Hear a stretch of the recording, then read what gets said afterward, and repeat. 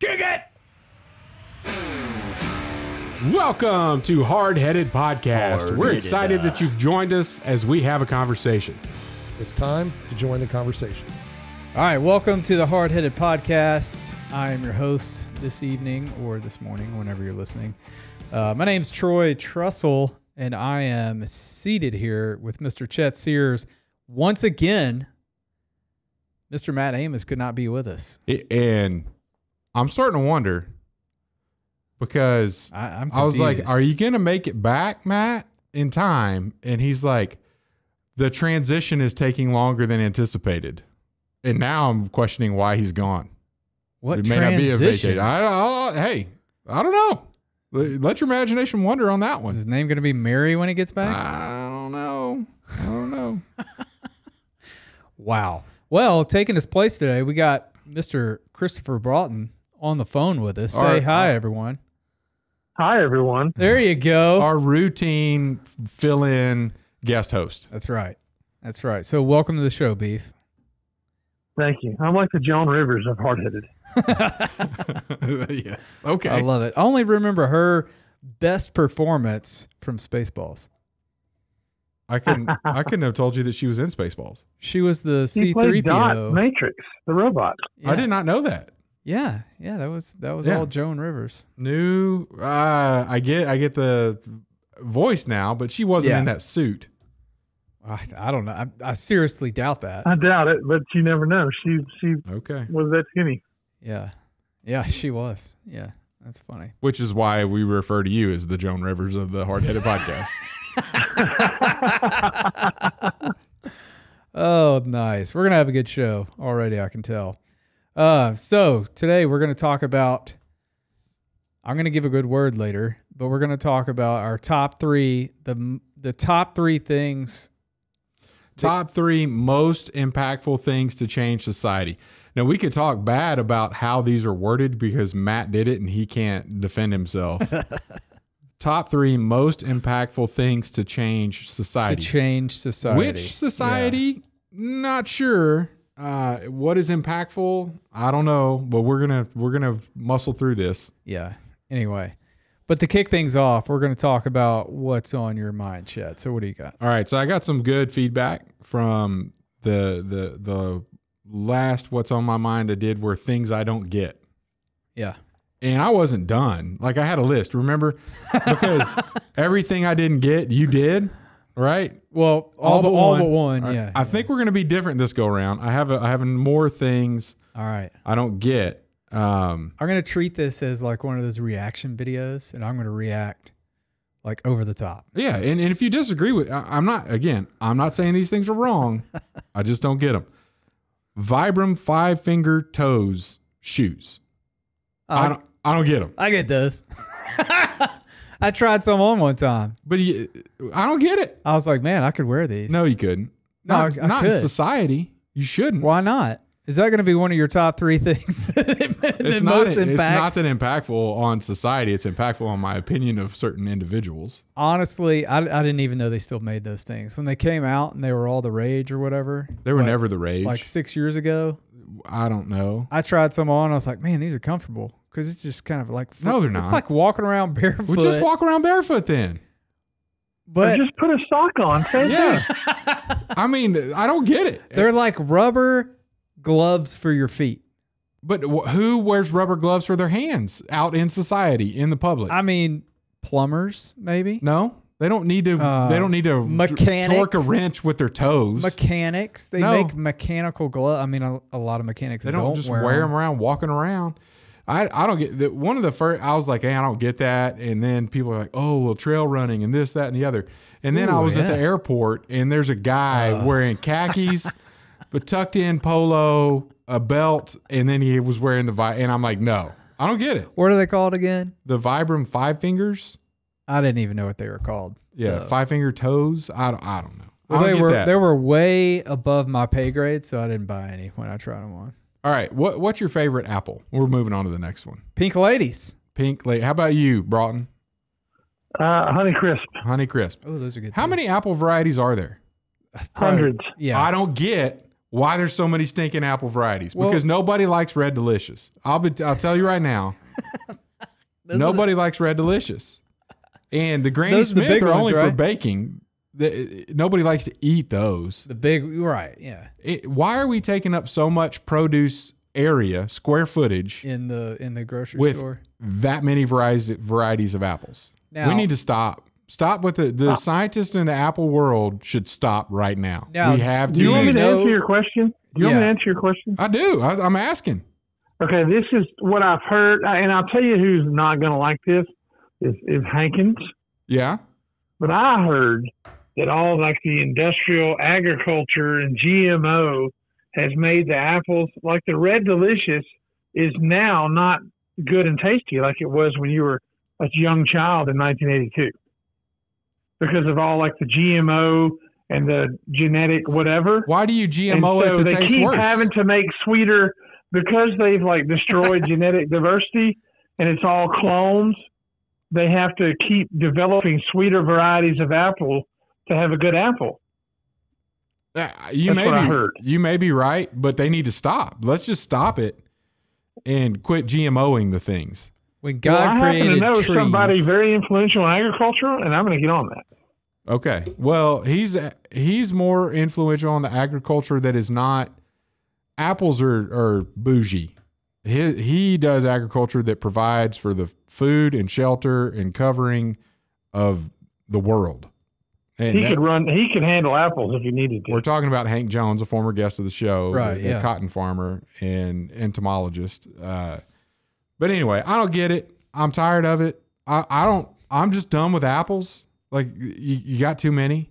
You know, peaches. There's just a couple peaches options. Like we hadn't ruined that yet with GMOs. Oh, you have to get a peach from Ruston, or you're not eating a real peach. They're trying to donut peaches and other. They're trying to make bougie peaches. Just give me a yellow peach. I got some peach hot sauce from a local guy here. Maybe they need to do apple hot sauce instead of apple sauce. I've got some apple jam with hot sauce, like peppers in it. It's really good. We're moving on. Oh, okay. All right. Bathroom humor here. Yeah. The urinals. Sorry, ladies, you're not going to experience this. There's no women listening to this. The urinals that have automatic flushes. Okay, are you with me? The sensor. Yeah. So when you step away, they flush. Yeah. All of those urinals, no matter what brand, also have a button. Right. So that if the sensor goes out, you can push the button. There are a vast number of people that push the button anyway. They pee, and then they push the button. I don't get it. Why would you voluntarily touch a urinal? I agree with you in this one. It's crazy to me. Dude, you suck. Why? Because the sensors don't always work. These people care about clean bathrooms. No. They want to make sure they're flushed. They practice good hygiene. They wash their hands anyway, and it's a win-win, and they're helping society, and you don't get it because you don't help society. Here's the deal. No, wait, hey. The one in our bathroom works all the time. The studio here. The sensors work all the time. No, it doesn't. I think the sensor's going out a little bit, but it just worked. Yeah, it depends on the My day. sample size of 1 says that works, but go ahead. But I don't like pushing the button. No, you don't push the button unless you have to. But what I'll do is I'll go to the bathroom, then I'll wash my hands, and then I'll get a paper towel. If it didn't already flush, and I'll go hit the button with the paper towel. So Broughton, your rant that you went on, I'm all about making sure that it flushes, but don't touch the button until you know that the sensor didn't work. And I use some stuff that the sensors never failed, and people routinely still touch that button. Yeah, they do. I don't get it. I agree. I agree with you. We're 1 for 4. We're a lot better off this go round. All right. I don't get taking your kid's boyfriend or girlfriend on family vacation with you. Whew. What ages? Give me some ages. High school. I don't get it. Yeah, I would say middle school. Like, no. Why are you even dating? No. In high school, no. And then high school, I'm like, you're not family. You're not family. This is a family vacation. I'm like, Yeah, I'm with Chet. I'll give Chet this one. No way. Not doing it. Like, why? Yeah. I can see why that would happen in certain. From a parent's perspective, there's no good reason. Well, no boyfriend is coming along with my daughter, but I could see how that could play out. That's my point. You don't do it. Yeah, it shouldn't. All happen. you're doing is introducing opportunities that are outside of your control. You kind of know you got rules, all that kind of stuff with your home. Yeah, you're going to go on vacation. This is the realm of the home that you can be in. Not if you doing get it. caught in any other room, you're dead. Like, yeah. No, but that's not happening on vacation. That goes all out the door. Like we're going to take a walk down the beach. No. I don't get it. Yeah, and I don't know. I'm with you on that, but I'll even go to college. I'm not doing that. Like engaged, probably. Dating, no. I'm sorry, you're not a part of the family. You're not taking family portraits with us if you're just dating somebody in my family, guy or girl. I've seen that happen, and then they're in the picture later. Yeah. You just don't do it. I don't get it. I don't get people that do that. All right. Have you ever excluded someone out of a picture, a boyfriend from one of your daughters or anything out of a picture? Like, hey, get out of here. You're not in the family. No, because we're not taking pictures of family and while they're there. Like, no, it just, if they were, I would just say, hey, just so you know, you're not going to be in this picture. Yes. Like I wouldn't have to say, get out of here. Yes. Hey, we're about to take a family picture. And guess what? Last time I looked, you're not family. Right? Yeah. Last time I looked, her last name's still Sears, buddy. Yeah. Get out. So, even if it's a girlfriend to stone, yeah. It's not, you got to be in the family if you're going to be on family stuff, in family pictures, on family vacation. I like it. All right. I concur, Chet. All right, here we go. All right, we're in this is testy, okay? Because I know that Broughton's going through some situations right now with weather related but here you go. I don't get people who always complain about the weather. I don't get it. Unless the weather has been wind and knocks out your power every other week and then leaves you without air conditioning or whatever. I'm okay with the complaining about an event that happened because of it. Yeah, especially losing power. It's 100 degrees today in Wichita. By the way, my air conditioner at home is out. Thank you, Hardheaded Podcast. I have a commitment to record this with you. My wife is at home sweating right now, and I've got to go fix that thing. I'll take care of it. But it's 100. You know what? I can't even get on social media because all my Wichita friends are complaining. Well, you know what? We get like 30 to 50 days a year that are triple digits. Deal with it. And on our crazy year, like once every 7 years, we'll get like 100 days of over 100. Who cares? But yeah, I'm with you. You can't change it. You know what I found myself doing the other day? Complaining about the weather? No. I told Hannah, I was like, I had this crazy thought today. She's like, what'd you think? I said, I thought to myself, man, I can't wait for the cold weather to come back. And I've never been one to even like cold weather. Yeah. I hate cold weather. Like I don't complain about it. I just don't like it. I would rather be hot than be cold. But I had that thought, and I was just like, get behind me, Satan. I mean, I don't. You're Satan. You're Satan with the heat. Well, I absolutely agree I'm with Chet. People that complain about the weather all the time, you know where you live, you know the weather, and sort of related to that are people who think their place has crazy weather.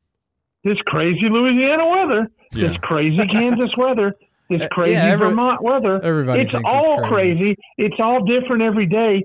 Shut up. Yes. The statement, you know, when you live in Kansas, it could be raining and windy and 100 degrees and sunny all in the same day. Hashtag only in Kansas. Like, no, that's every state that a cold front goes through. It's everywhere. Yeah. But the weather's the same in Hawaii or San Diego or something. But other than that, it's all changes all the time in the day. Yeah. And people think, oh, this crazy Tennessee weather, Rocky Top. I'm an idiot. Shut up. Well, and the same fronts go through sometimes like Nebraska, all the way Kansas, down, all yeah. the way down to Yeah. Texas. It's like, what? Yeah. Yeah. So, I look at Chet's weather and I'm like, okay, that's 12 hours before me. Whatever Chet got, 12 hours before, he's going to go down to Dallas and come over here. Yep. That's what I got. yeah. And you're just going to live with it and not get on the internet and complain to everybody like, oh my gosh, I can't believe how hot it is. Da, da, da, da. And it's all, you always have different perspective. I was in San Diego for work years ago, and they were having, I turned the TV on the hotel room, and it's like, they're intensely talking about something. And it was this heat wave that San Diego was having. And there was a veterinarian they had as a special guest talking about how your pet needs to be handled in this heat. And the heat wave that they were talking about, it was like 92 degrees. And they were talking all these extra preparations you have to take for the watering your pet, having enough water for your pet to drink. And you need to limit the time that your dog has outside when it's 92 degrees. And I'm thinking, you guys are idiots. And everybody talking to you like, oh my gosh, it's oppressive. The oppressive humidity. People in Wichita, Kansas complain about oppressive humidity. Wait, they don't know what humidity is. What is...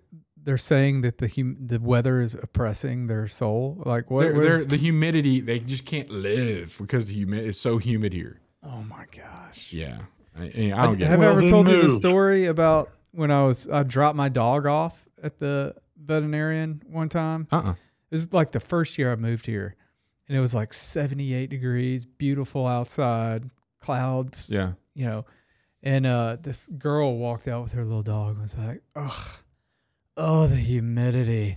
And I looked at her and literally started laughing out loud. Yeah.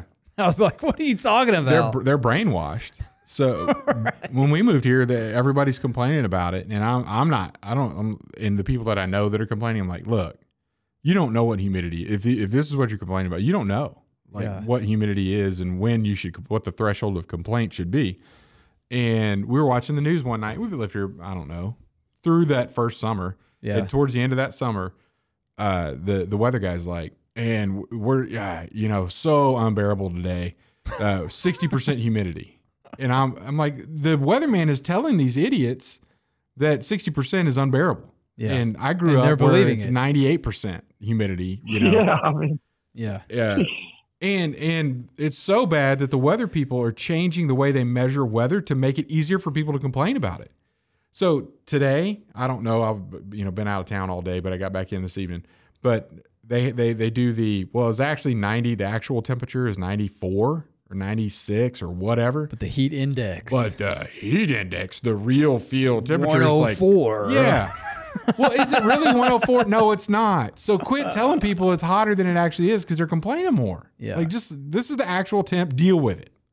Well, they won't even say wind chill and heat index anymore. They just say the feels like temperature. Yeah. Because they don't want people to have to, think about what a word means. I'm with you, and it burns me up. All right. Last one, possibly controversial. Letting kids have priority over adults. I don't get it. What? When would this happen? It happens all the time. What do you give an example? I'll give you an example. I'll tell you when it happens. You go for it. When spouses are divorcing and they are competing for the affections of those kids, they want to be the better, funner, more liked parent. And even if they've been divorced for 3 years and everything's fine, they still have an innate, they want to be better than the other one. And they'll just do a little more. They'll do one more activity, one more cooler toy, and they'll never stop trying to one up each other.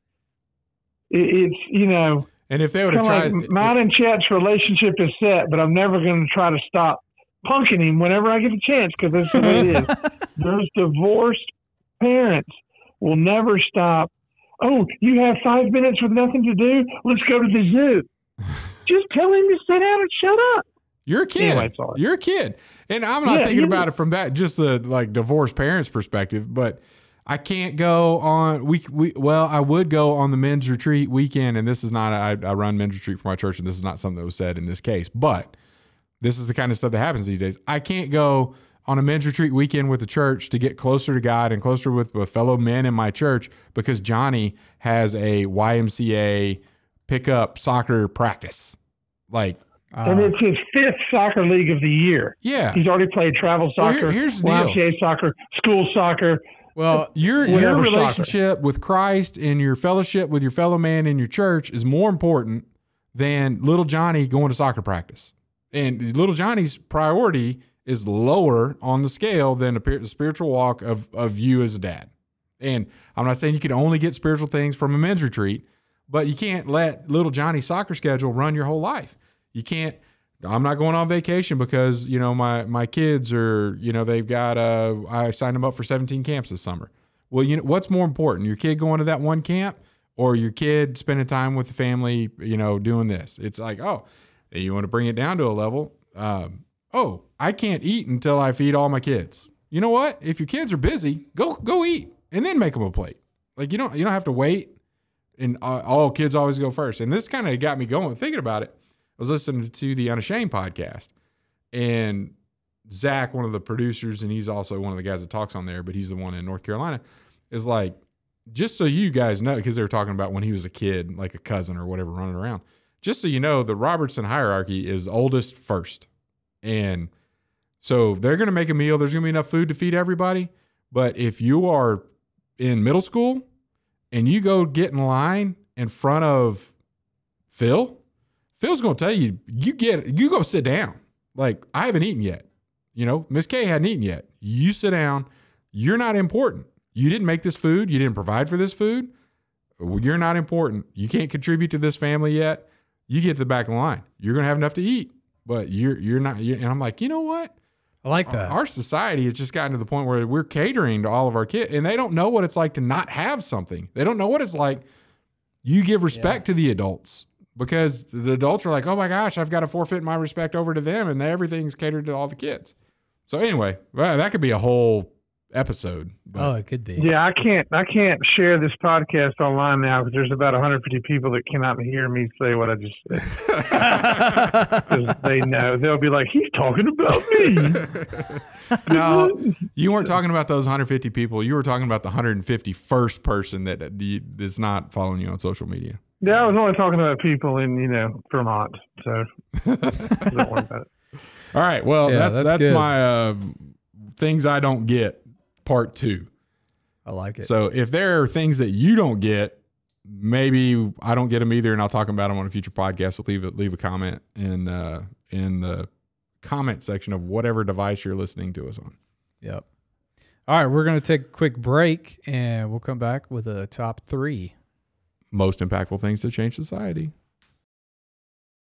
At Admiral's Pennant, our mission is to offer the latest and refined, high-quality masculine products and services to the modern gentleman, as well as provide him with the tools and products necessary to look, act, and feel confident in his appearance and social interactions. Check it out at admiralspennant.com. Without it, you might as well shave. Man, we're back. Oh, we're not doing that? Oh, yeah, good job. You got it. Nailed it. You did it. Beef nailed it. All right, the top 3 most impactful things to change society. I'll go first. Number 3, a social media crash. When? Oh, that would change society. That would change society. I think that would be fantastic. Okay. Not a whole internet crash, because the internet does a lot of good. Does it really? Well, yeah, I mean, 1987 was a cool year, bro. 1987 was pretty rad, but going back 40 years, the internet does a lot of convenience. Right. I don't know if it does a lot of good. Going back 40 years might be too much for society. So I'm just gonna go with the social media crash. Okay, that'd be good enough. So that would include YouTube. Yeah. Sorry, man. What internet sites do people the ability to communicate on the internet? Yeah. Like no comment sections, no social media at all. Okay. Number 2, new government systems. Well, I don't know what that means. So new, not necessarily a whole new government, but some major reconstructing of our current government. Well, are you proposing something right now? Or are you just saying, if we did that, it would change society? I'm saying if we like did a that, C. Forbes flat tax? I'm saying if Like the fair tax. Have you heard about the fair tax? vaguely. Yeah. I can't speak about it. We don't need to get into that here. I'm a proponent. Okay. Maybe it's what's on my mind next month. Yeah, just new government systems.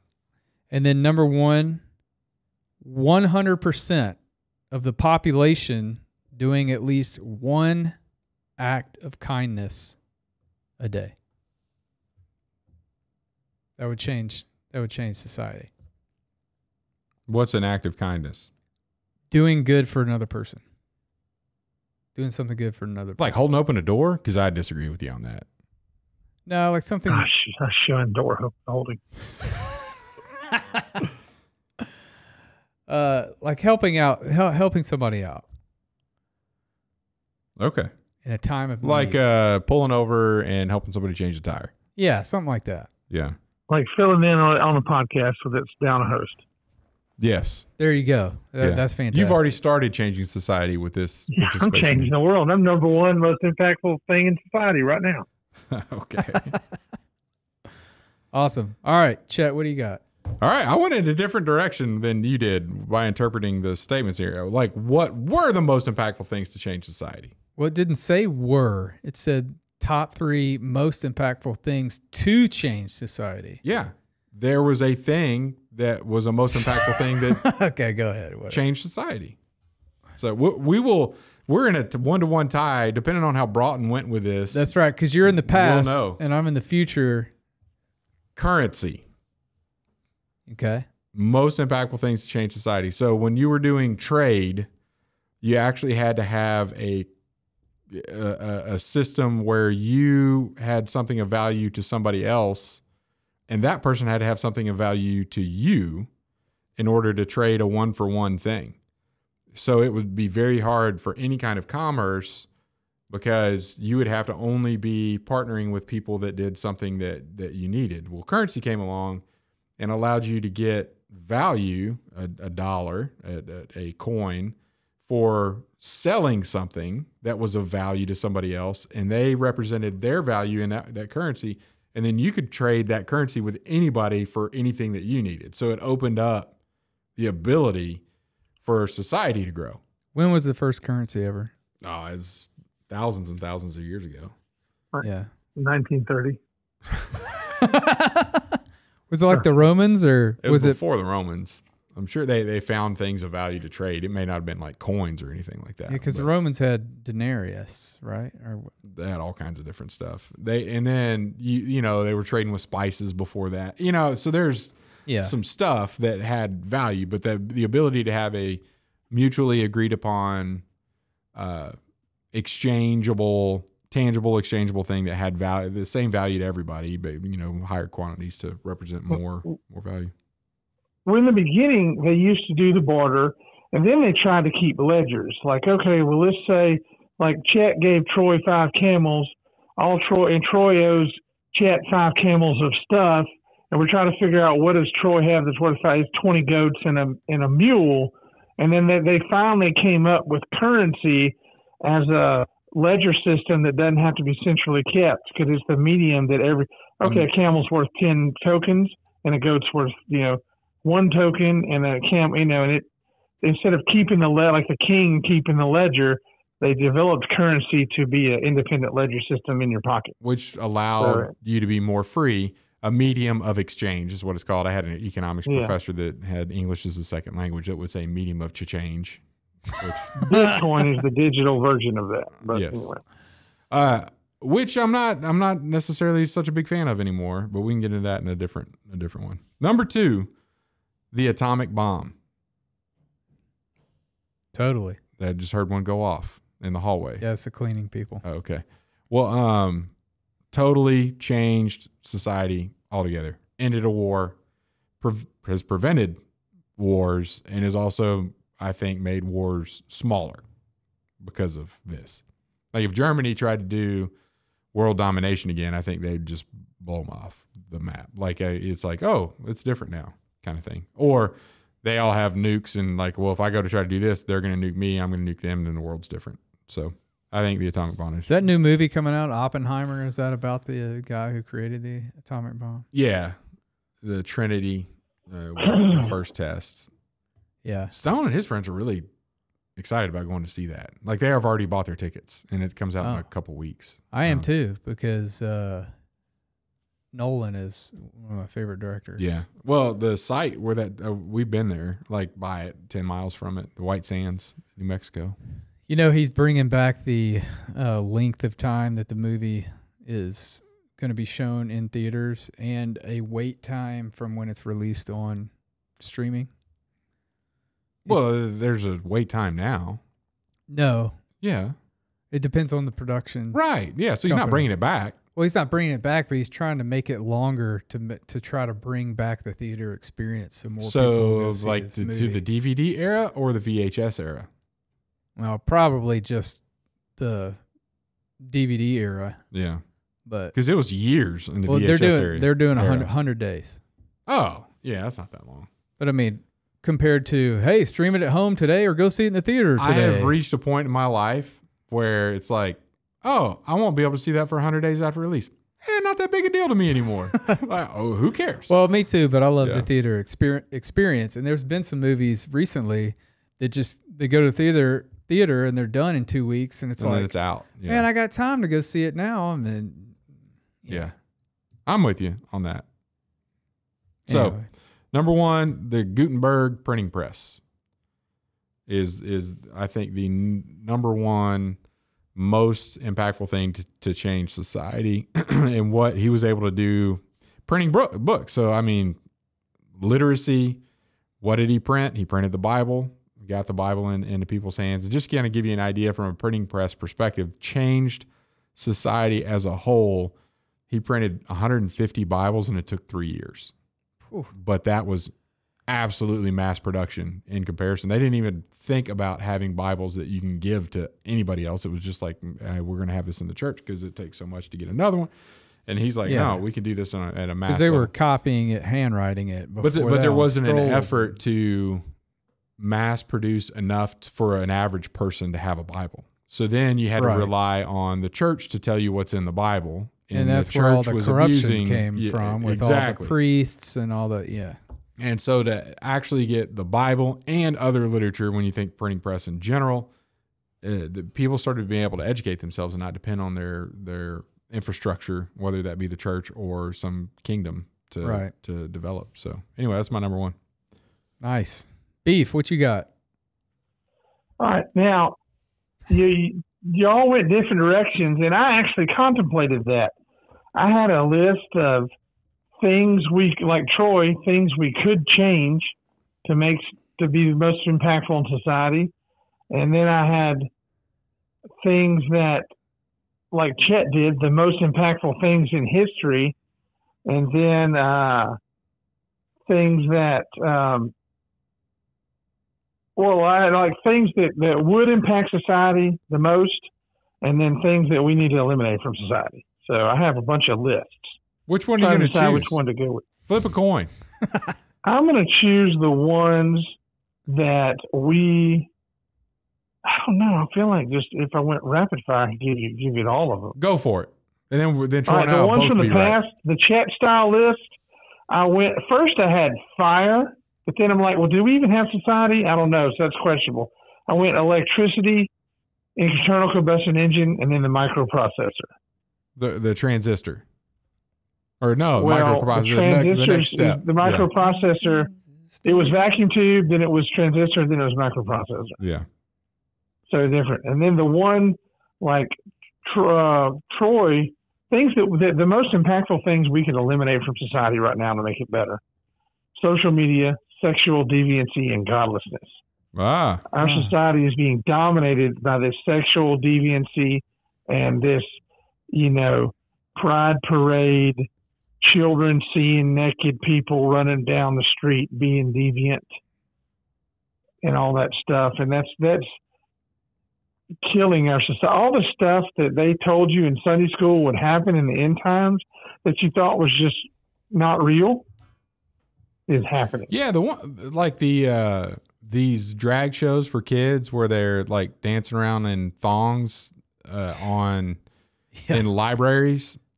Like that's not legal for a minor to go to an establishment where that is the product. Right. But you can like as a society, we have laws against that on the heterosexual side. Yeah. So you can't have a kid going to a strip club. Like that's illegal. Like it's against the law. However, I mean, yeah, you go to some of these pride parades and they're doing that, stripping naked on floats that kids are invited to. Like it's a family friendly thing. I don't get that. Like you say, at that level, that's deviancy. In my opinion, because it's illegal. Yeah, beyond it's illegal. sexuality, it's now like deviancy. Well, it's illegal to expose yourself as well. Not at a pride parade. Well, it should be. Not at the White House either. Did you see that? Well, you can snort coke in the White House too, apparently. Will you stop it with the hate speech, Troy? Man, you're a hater. Did you see I'm getting fired up, man. They had a trans person, a dude with boobs. Drinking Bud Light? No. At the White House. At the White House. At an event. Snorting coke, drinking a Bud Light. Maybe some of that. No. But then lifted up the shirt and took a bare-chested selfie with the fake boobs in the White House, like on the lawn. Oh, at an event. Didn't like Biden kick him out or something, or somebody They're did? not invited back. Biden doesn't even know where he's at. No, he doesn't. That guy's gone. He's a puppet. So, and my other one was the three things that we could inject into society that would be most impactful. Not that these things don't exist, but and there's not necessarily an order. I'll put work ethic, God, and family. Those things have been trounced by the other things that we talked about. But people don't want to work ethic. People don't want to work. Nobody wants to do a trade. Nobody wants to work hard. They all just want to have things given to them or get rich quick. And that's making our society less able to handle troubles. And then, of course, godlessness is what's, leading society into destruction. And the family is an offshoot of that. So we were coming back from vacation last week, and I stopped at a gas station on whatever day it was. Friday. Turned out to be a lottery day, like because the lottery's way high. Again. I mean, you may win tonight. I don't know, but I'm wanting to pop in, right? I'll pop in, grab some sunflower seeds, and pop out. There's like 10 people in line, and all of them were like factory workers, blue collar, and all of them were there to buy lottery tickets. And I'm like, man, that get rich quick. I've never bought a lottery ticket day in my life. Maybe I've had somebody. I'm a sucker for that too. I may have had somebody buy one for me. But it's not like $760 million is what was on the billboard when I was driving over. Yeah. I'm not like, oh my gosh, what time is that going to draw? I got to go get it. I'm like, no, heck, my air conditioner in my house is broken. I probably need that extra $1 to go to pay for whatever that was. Probably 40% of those blue collar people buy it every week anyway.